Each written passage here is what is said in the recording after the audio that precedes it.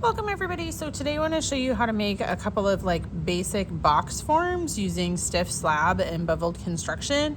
So I like to use the beveled construction. So now this one hasn't been fully cleaned yet, but you can see on the edges, they just kind of meet up at the edge, right? Whereas this one on this side, do you see how you can see the lines? So this one was not beveled, it was constructed with flat sides, and it's kind of hard to make a really nice, smooth, even side. So beveling will give you this look, not beveling will give you that look. We're also going to look at how to add on, if you're making a jewelry box, this little piece in here. And then I constructed this one so it fits inside and sits on top of that little piece. So, I'll kind of describe that as well. Okay, so when you're using stiff slabs, the first thing that you have to have is the appropriate stiff slab. So you want your slab to be stiff enough that when you hold it, even if I flap it a little bit, it's not gonna bend, right? But here's the thing. If I gently move the clay, do you see how it's not cracking up here? It's stiff enough where it will now hold its shape, but it's soft enough that I can still bend it. Okay, that is really important and a key feature of this. Now, this one's been sitting a little bit longer, so it can hold its shape, but if I try to bend it, it breaks. So once it gets past that soft leather hard, it's not gonna be good for stiff slabs. If you try to join these stiff slabs together, it's just gonna keep cracking apart and you're gonna have a really difficult time. So first major hurdle is making sure you have a stiff slab that can hold its form, but is still able to be moved relatively easily, okay?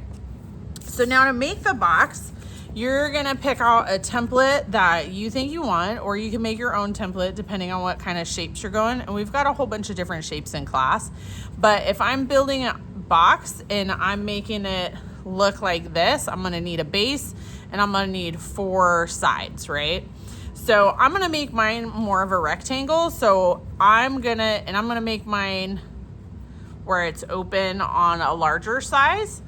So I'm gonna need 2 of these and 3 of these, because I'm gonna need one of these here and one of these here. I'm gonna need a back piece and a side piece that's kind of wide and a side piece that's kind of wide.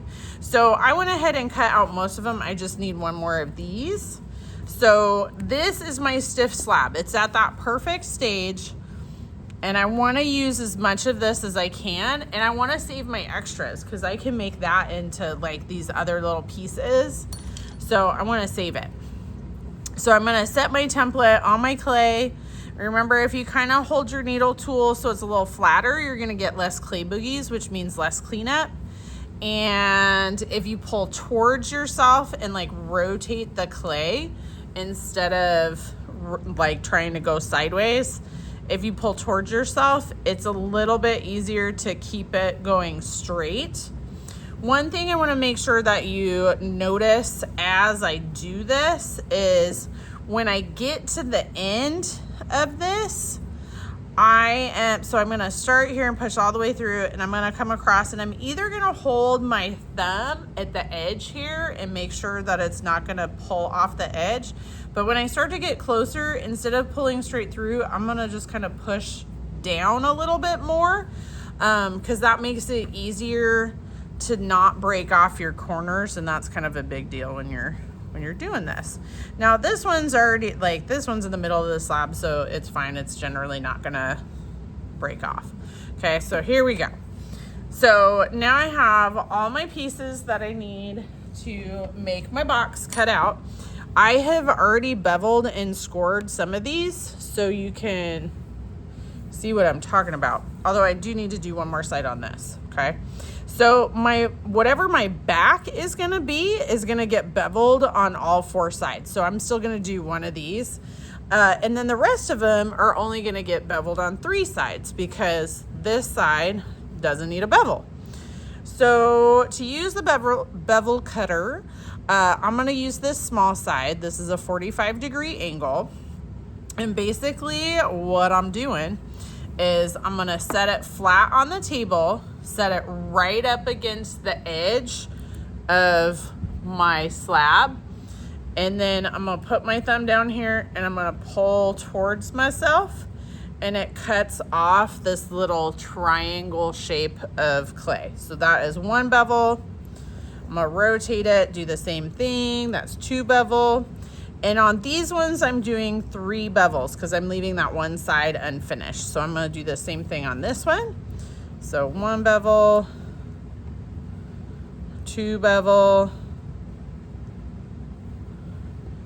3 bevel. And when you get real good at this, you can go super fast. And then I do need 1 more bevel on one of these big ones because it's gonna be my base.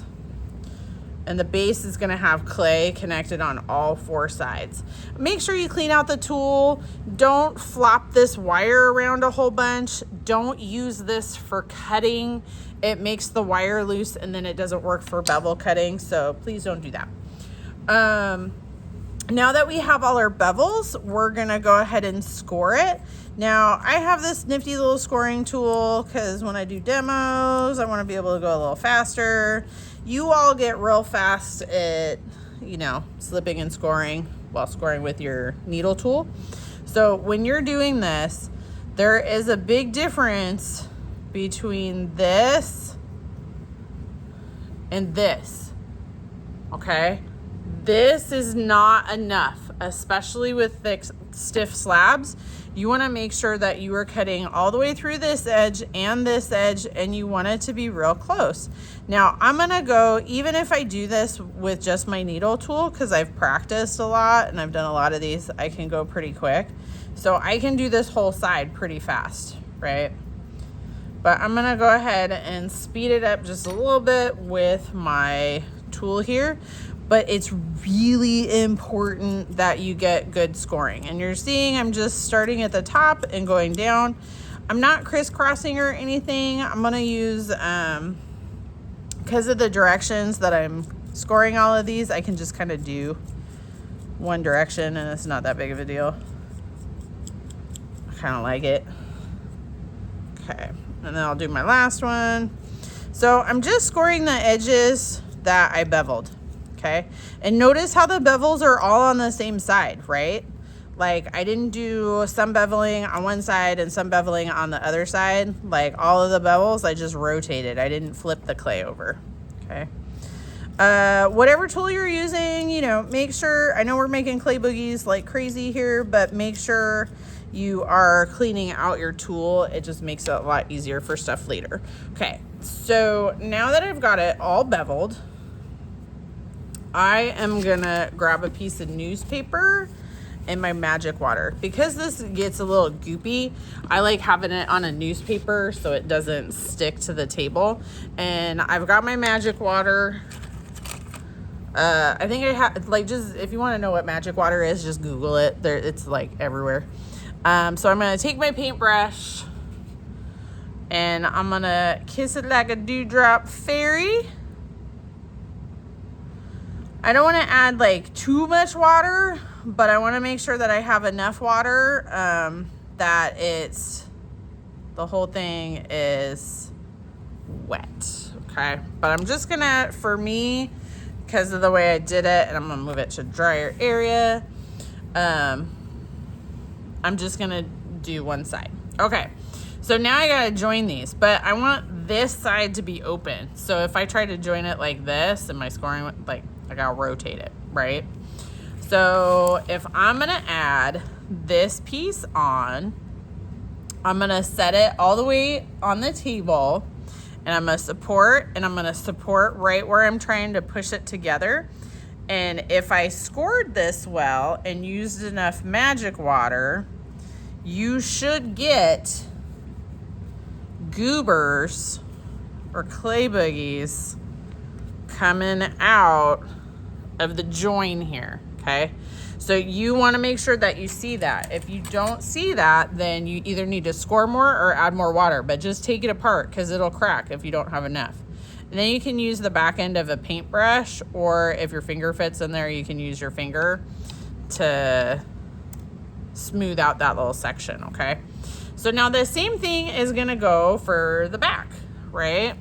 Now, I already put water on this side, so I just need water on this side. So just because it's easier, I'm gonna go ahead and add it on here. It really doesn't matter which piece you put it on as long as you're putting it on one side.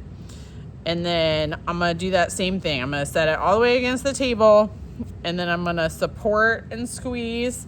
But then I'm also gonna do this corner, and I'm having it face away from me so that my hands can make the right shape. If I try to do it over here, this is more difficult than this. Like this, I can kind of like, you know, support on the inside. Like this fits my hands, right? Okay. And then you just continue that same process all the way around. You're gonna add a little bit more magic water. Boop, boop, boop. On areas that don't already have magic water. And now you know why this side was beveled, right? Like this one was beveled on all sides. So now I'm gonna stick it down to the table. I'm gonna squish it on there. And then I'm gonna squish this side. I wanna make sure there's goobers squeezing out. And when I'm all done connecting all these, I can go in and clean up the inside, right? Now this is tilted just a little bit. When I put this last piece on, that'll kind of disappear. So I'm gonna kiss it like a dewdrop fairy. Bing, bing, bing, bing. Bing, bing.